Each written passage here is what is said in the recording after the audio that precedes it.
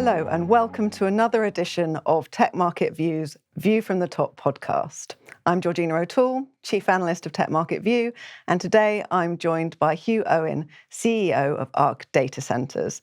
And I'm looking forward to delving into the company in a bit more detail, and in particular, finding out a bit more about the joint venture with the Cabinet Office, Crown Hosting Data Centres. Welcome, Huw. Thank you. Now, we've known each other for quite a few years. There will be people watching who maybe don't know you. There might be some that remember you maybe from HP or EDS or as the CEO of the Atlas Consortium, for example. But perhaps you could just introduce yourself briefly for everyone watching and just say a bit about your role at Ark. Absolutely. I was thinking coming in, it must be almost 20 years now since those analysts conferences over at the hotels in Heathrow that used to come in and torture me for 15, 20 minutes and leave. That's harsh. So started in the Hong Kong police, back law school, lawyer, then off to Cambodia with the Asia Foundation, back here into large tech companies via a large law firm, and then decided to leave big corporations, and that was my journey into Ark. And I came into Ark right at the end of 2012 during a recapitalization where one of the conditions was a new management team being brought in, and I led that management team.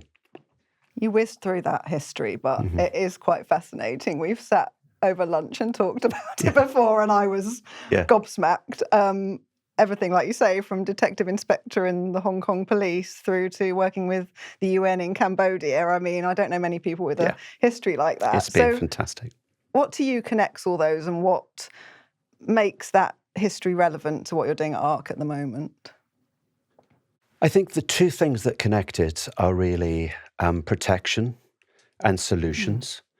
And then I think the final thing, all of them have involved people. And by that I mean Hong Kong police was about serving and protecting. Cambodia was about serving and protecting. Law was about protecting and coming up with solutions. And the move into industry, I've really been about fixing contentious situations, disputes, resolving problems, and then going into underperforming businesses and doing turnarounds. But at the heart of all of it is people. People coming into work every day, wanting to be there, working in an environment that they're proud to be part of with a sense of purpose, and actually coming in every day and bringing their best self to the office with the right mindset, with the right skills and the right team. And then you have these amazing outcomes. It's not me. I produce air cover, and then people do the amazing things that people do on a daily basis. And talking of amazing outcomes, I mean, the Ark story is an interesting one as well. You've spoken to me about that before. 2005, I believe, initially established. You talk about it starting in two muddy fields. You joined in 2012. But can you talk a bit about maybe what the initial vision was for Ark when it was first founded? No, absolutely. So Ark, as you say, the two sites were acquired and the company was called Ark Continuity. And it was very much about getting into data centers and that infrastructure. And that was really the original team. They had two sites, one at Cody Park near Farnborough and the other at Spring Park in Corsham near Bath. Both of them great sites, 40-odd acres, dense in power, dense in fibre. Spring Park, where the government was going to regress in the event of nuclear war, and we've got 1 million square foot of underground space there. But by the time I was approached in 2012, they had one building up, one client, another building going up. But really, Spring Park was the sole centre of that business.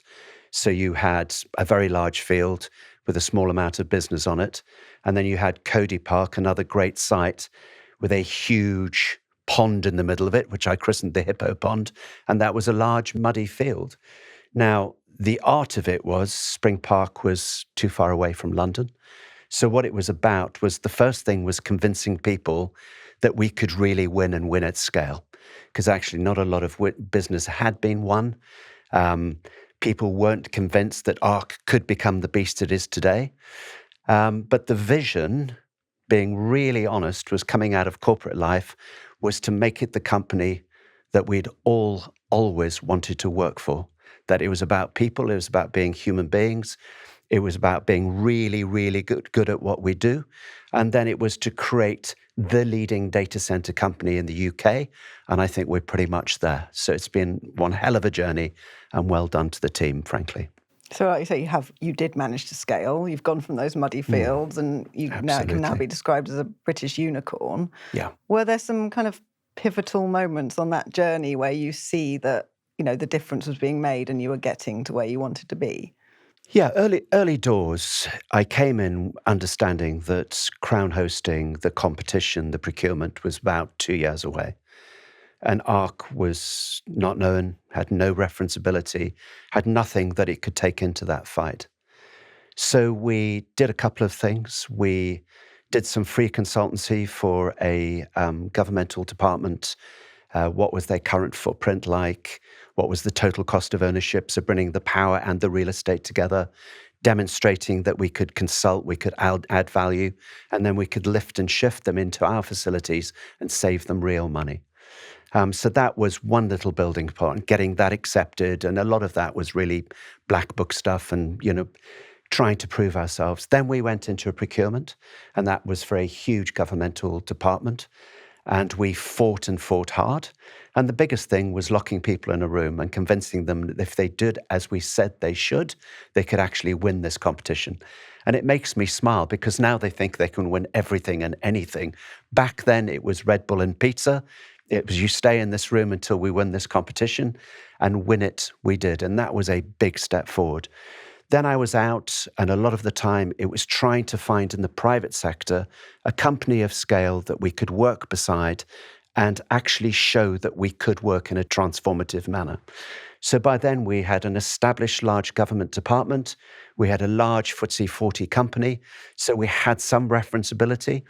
And I always remember the government department said that we were capable. I think that's cards at the table, consultative, and a breath of fresh air to do business with. Now, I would have scribbled that in blood on the meeting room walls to remember it, but obviously I'm not allowed to. But that gave us the footprint. And around that, the private sector, we could start speaking to big telcos. We could start speaking to big SIs. We could start speaking to blue chip banks. And around the government work, we had referenceability. We had people who would speak to us being different, bringing solutions to the table. A lot of my guys have sat at board level. They've worked in the public sector. They understand the problems. So then we entered into the fray with the Crown hosting procurement, and that was a very, very hard run year, a very, very good procurement, very testing procurement. And then out of 60-odd companies that entered that competition, we won that in 2015. And obviously that put us on the map, gave us a reputation.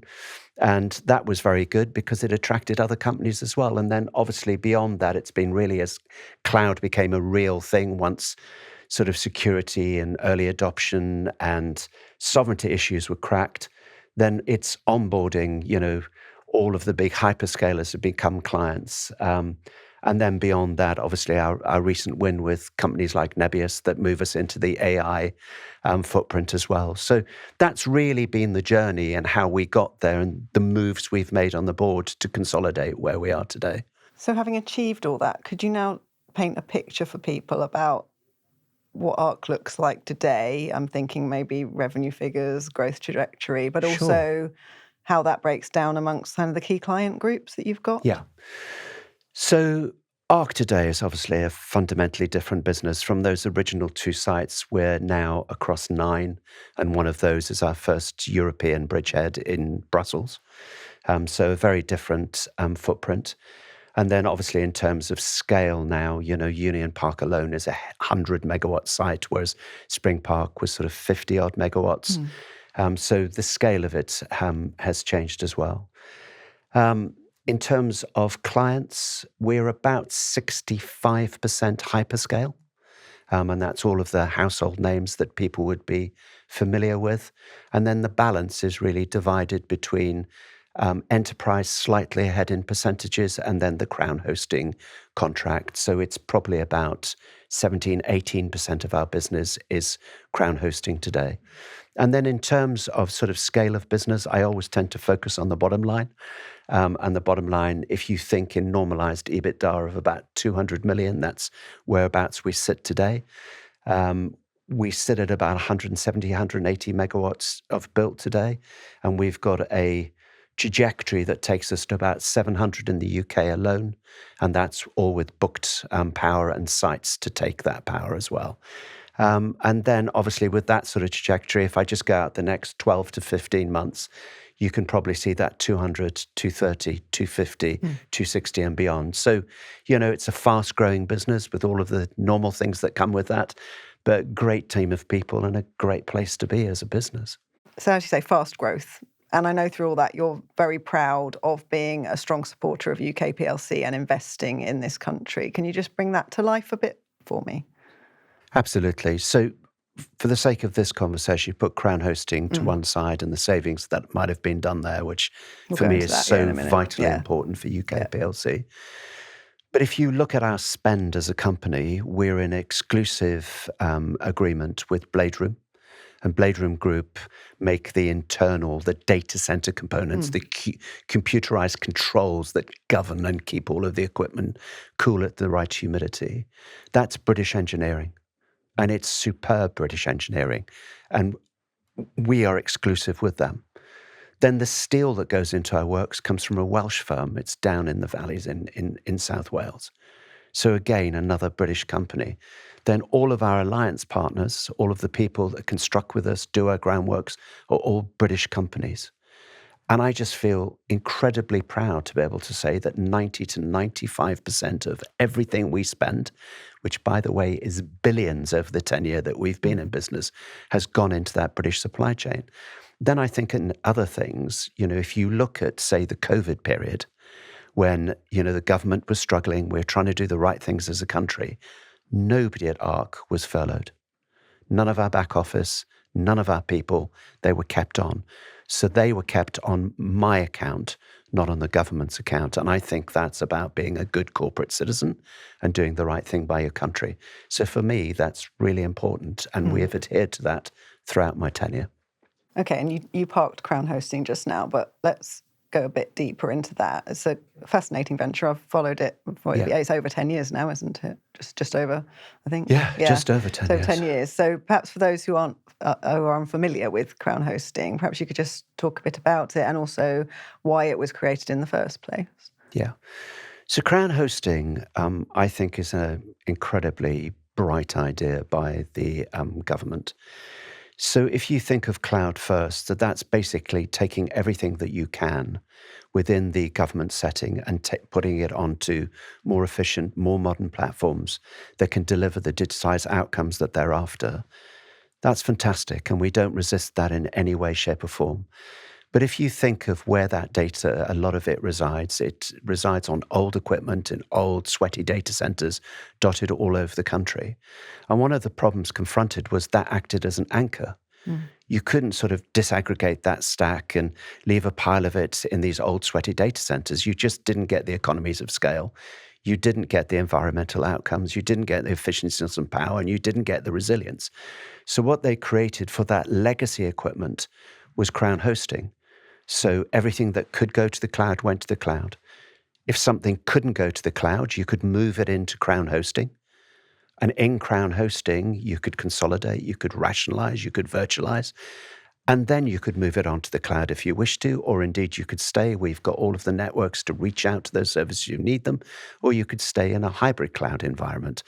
And it's demonstrated itself to carry real value for the government. And we're immensely proud of that. Indeed, we've probably built our culture around it. Our people don't come in to service data centers. They come in to service critical national infrastructure. And that gives you a purpose every day you come in. I think in the past I've described Crown hosting as sort of a halfway house between the legacy and moving to public cloud. That's probably underplaying it a bit. I mean, there's as you say, a compelling reason for people to make that shift. And maybe if you could talk about, I know you've got clients, for example, including DWP, NHS. Perhaps you could talk a bit about what you've achieved for those clients and some of the tangible savings and benefits you've brought to them over the years. Look, you have to congratulate DWP. You know, they onboarded, God, it must be 8-9 years ago now. And it was really early doors. And that was about leadership right from the top of that department. Very, very strong, very, very determined CIO. Pulled all of the various strands of that department together, came up with a compelling plan. What could go to cloud, went to cloud. What could come into us, came into us. A proper program, proper budgeting. And they spent about £54 million. Then they spent in a second year £54 million. Both of those generated about 108 million in savings. And then a lot of that rationalization, you know, equipment you don't need, equipment that can be modernized, the leaving behind of the real estate, coming into a more efficient data center. So, you know, power's a hell of a lot cheaper, and that's half of your total cost of ownership. These are compelling savings. So on the government's figures, you know, if I'm honest, I think it was probably more, but about 1.5 billion saved by that department just by over that the tenure alone. by moving in. Now, if you look at other departments over the same period of time that haven't made the move, haven't been bold, haven't been brave, haven't gone at it, you could scale what's been lost on behalf of UK as well. So these are significant sums of money. Then if you look across all of our government that's what I was going to ask you, the total savings achieved. Which is probably now around about, and this is a conservative number because if you extrapolate from DWP, which is about 2.3 megawatts, you probably get to between 12 to 15 billion, but scale that right down for various reasons. We say that there's about 9 billion in savings has been generated over the 10 years that we've been in that joint venture, which is nothing to be blinked at, frankly, and something that we carry with huge pride. Okay, so then if that scaled and you brought on board clients that haven't made the move yet, what's the potential savings that government could make? Well, the potential is absolutely vast. And I think it's slightly unfair to play with maths in this manner, but government spends about 6.6 billion a year on its heritage estate. And using various metrics, you know, what percentage of that would be data centers and how much money it costs to run an equivalent megawatt. And you can scale it to about 400 megawatts is sat out there. DWP was 2.3 megawatts. So if I just said took 48 or 50 megawatts and extrapolate out, that's about 12 billion pounds for about 10% of that estate. So these are huge sums of money that could be saved. I say, so they're big numbers that should get people's attention, should get ministers' attention, should get heads of departments' attention. Obviously, we've had a recent change in government. Have you had to re-educate for a start, and have you seen the attitude towards crown hosting change at all with the new government? It's been really, really interesting. Change of government, absolutely. And there's an awful lot that this government's done that I've really, really liked.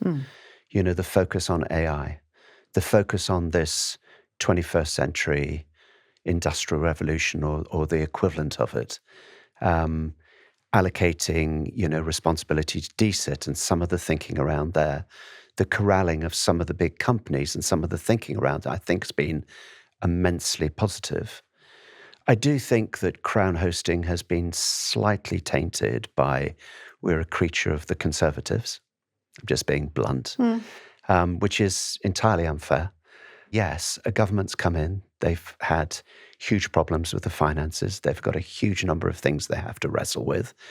They've had everything that the tariffs have brought with it.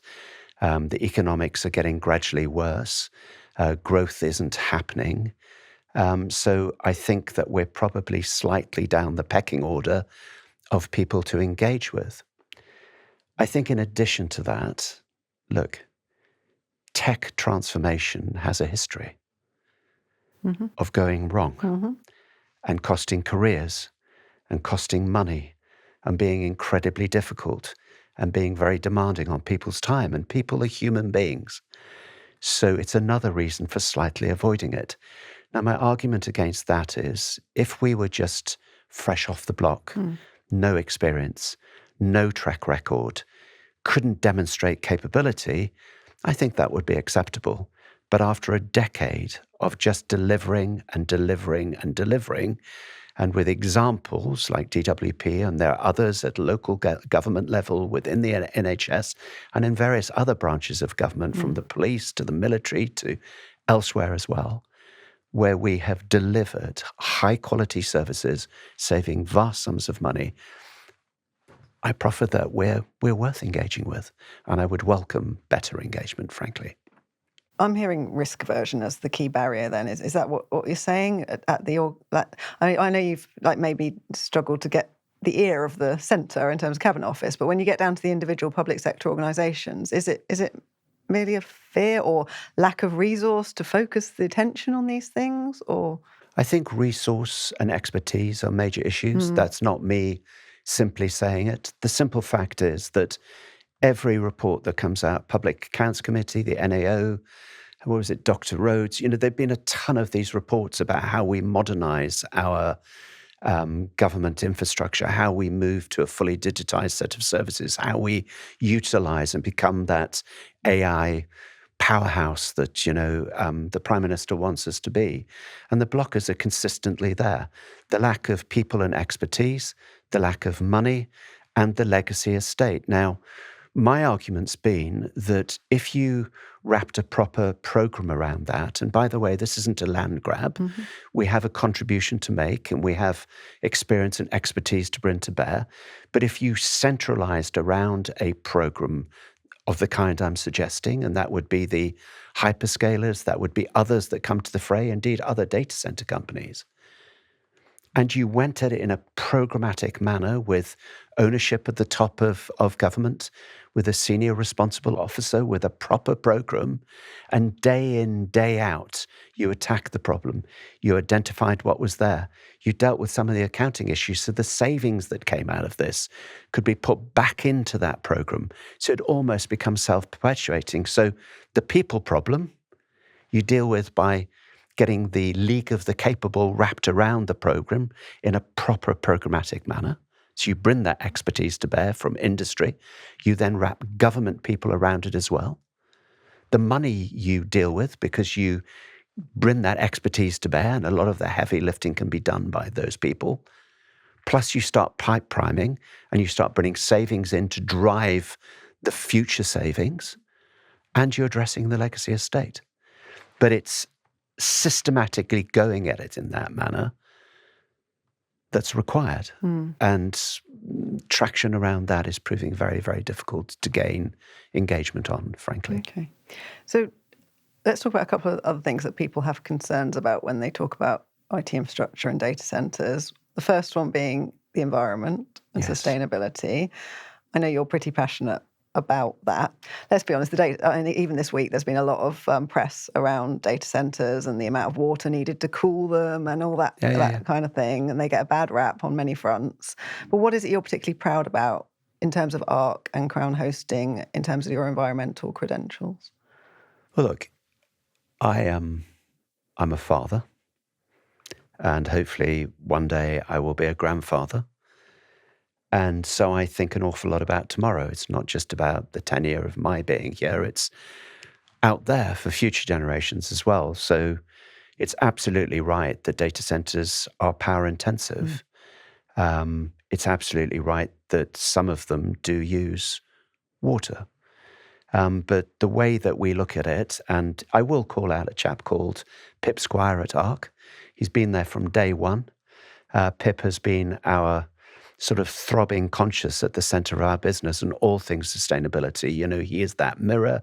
He's kept us honest. He's constantly demanding of us. And his vision and his drive on sustainability have been second to none. But since 2015, we've been 100% green on our power.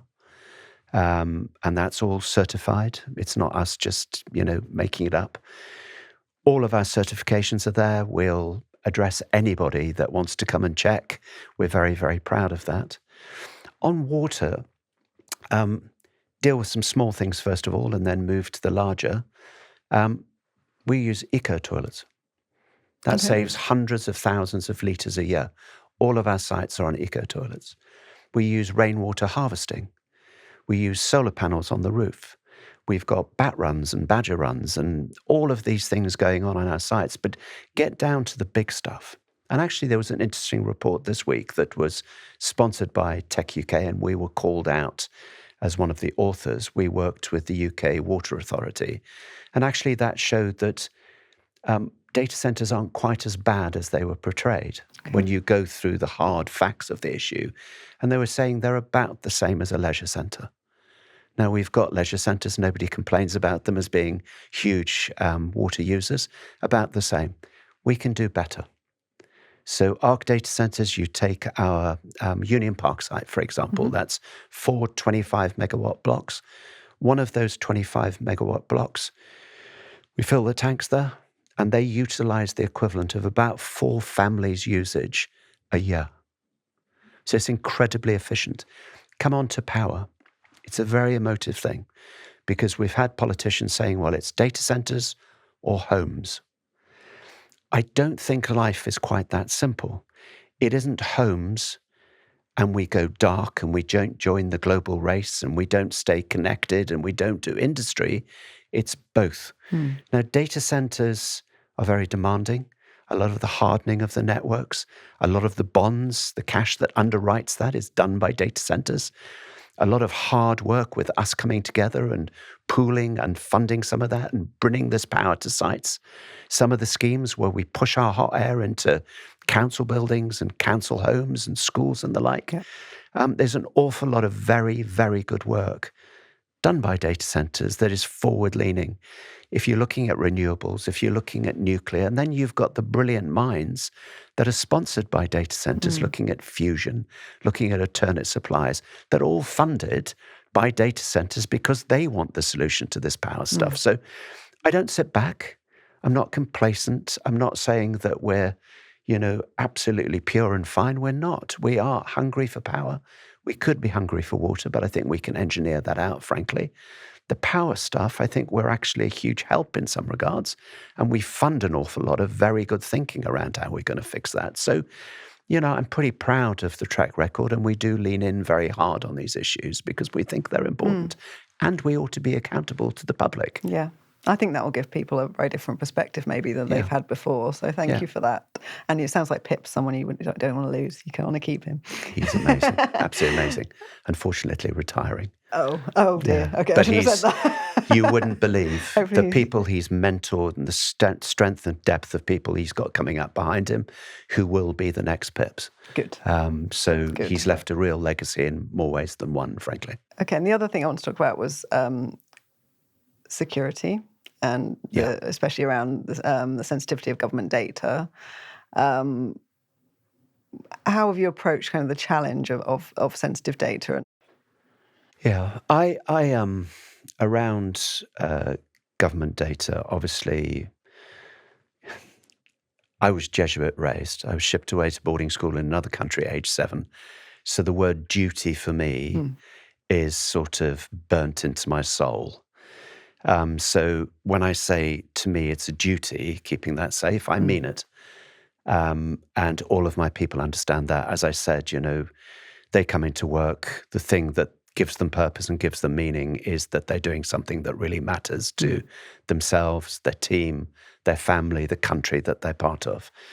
And that mindset is vitally important because, frankly, the number one risk we've got is insider risk. It's the disgruntled employee. It's the person that's got through vetting.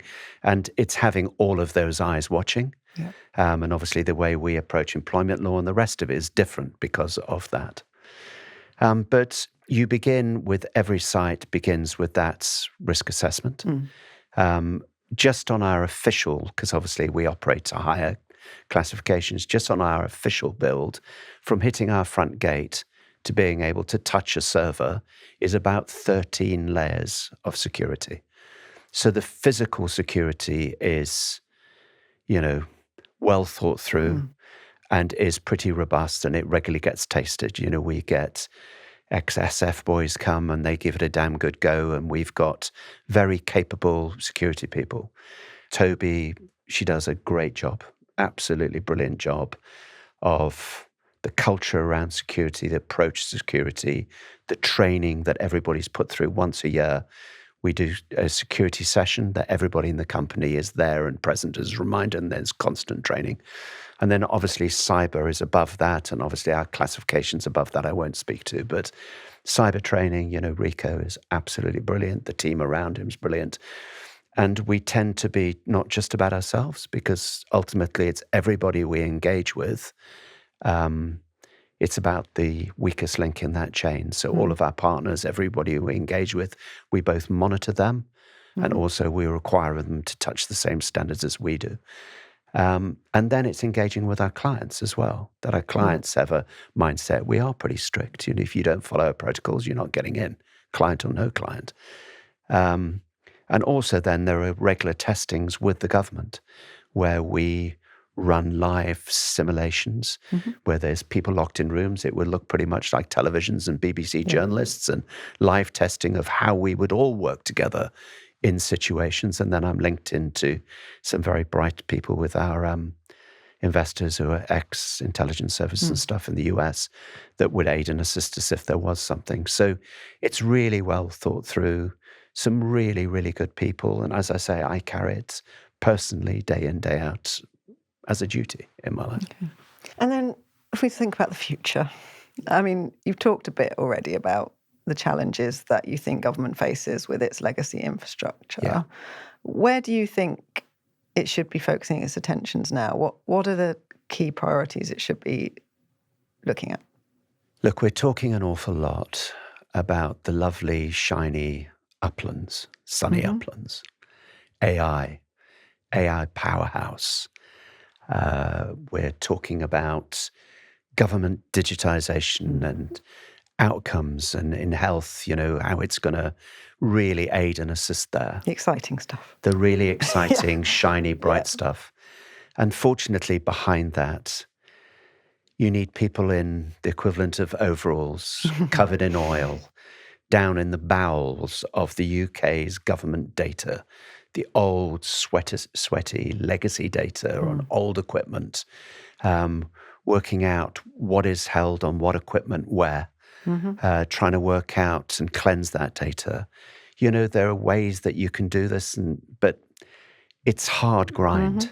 And it brings me back to where I began.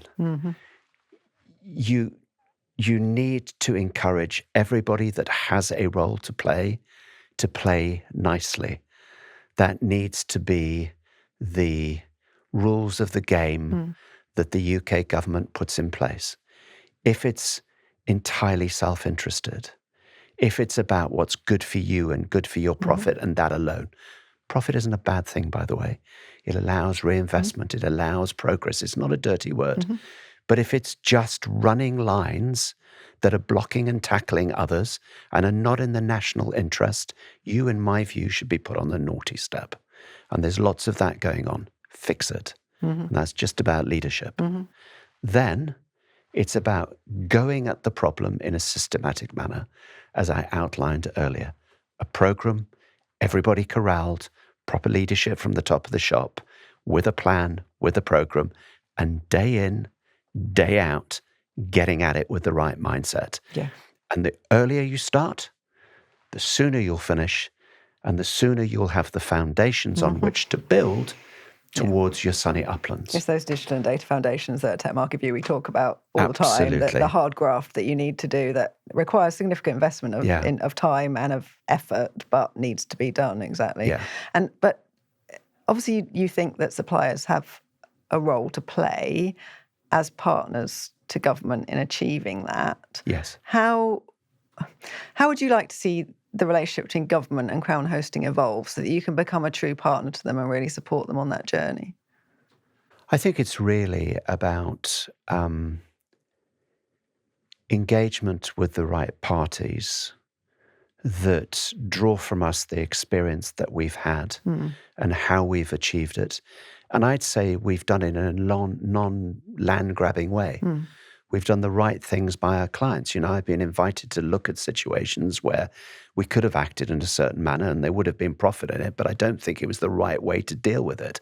And we've advised better ways to do it that actually didn't give us any benefit. Now, that brings you back to duty. You know, for me, this is about legacy. I would love to be able to be a partner to government that cracked the legacy issue, that actually moved it on, that got it to a digital footprint that we could move on and we could drive digitization, we could drive AI meaningfully. But you have to have engagement, and you have to have engagement with senior people. You have to have sponsorship to get into forums where you can make a difference. And at the moment, I think there are a lot of bigger players getting a lot more airtime than some of the smaller players that I think could bring real experience and real assistance to bear. With, you know, in our case, with demonstrable history of doing just that. But at the moment, we just haven't got the traction we require in order to deliver on their behalf. Well, let's hope we can get the message out there and some of that changes. I hope so. I want to finish with a rapid fire round for you. Okay. Hugh. I want only either one word answers or short sentences. You've got to be concise. Okay. So, what is the most useful skill you learned from your detective days that you still use now as a CEO? Getting at facts. What's one key lesson from any of your career highlights, of which there are many, that influences how you run Ark today? Put people first. If you weren't running Ark today, what do you think you'd be doing? High mountain guide or a game ranger in Africa? Okay, I'll come with you. What's the best piece of advice that you received when transitioning from a large publicly quoted company to running a limited business? Most of the advice I received was don't do it, you're mad. The best advice I gave myself was back yourself and go down fighting. It's amazing how everyone always has an opinion, isn't it? And finally, what's the one thing about the data center industry that you think would surprise most people? People really care about these environmental issues, and there's a huge amount of really good thinking and an awful lot of care going into it by those people in that industry. Good. Now, I do want to let you have the final word. I know there was a message you really wanted to get across about Crown hosting and its benefits. So if there are any government departments out there or any wider public sector organisations out there that are still sitting on the fence in terms of what they're going to do with their legacy and whether they're going to transition, what would your message to them be? Crown hosting is an excellent service for dealing with your legacy issues. It's pre-procured. You don't have to waste time or money procuring. It's all accredited. It goes through all of the security classifications. We can help with migration from you to where we are. But more than that, people work with people. And people at Ark are incredibly capable. They're incredibly caring. They can help. They will help. Go on the websites, phone, get in contact, and let us help. That's what we want to do. Ark's people, massively capable, want to help and can help. Thank you, Hugh. And thank you to our listeners for joining us. Stay tuned for another edition of View from the Top shortly.